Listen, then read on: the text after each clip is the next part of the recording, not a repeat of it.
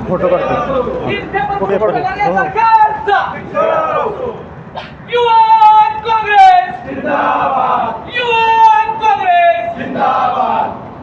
या सरकारचं करायचं काय खाली डोक्यावर पाय या सरकारचं करायचं काय खाली डोक्यावर पाय या सरकारचं करायचं काय खाली डोक्यावर पाय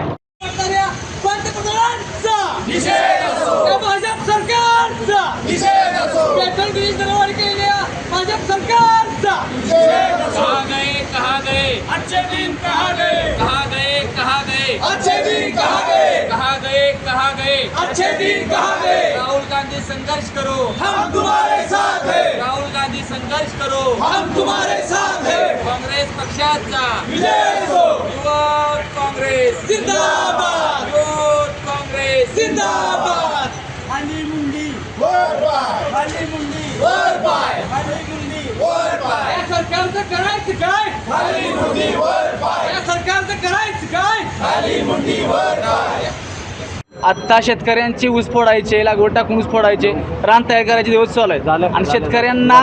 रात्रभर त्या डिझेलसाठी रांगेत त्या झोपावं लागते, पेट्रोल पंपावर झोपावं लागते. म्हणजे दुर्भाग्य आहे ना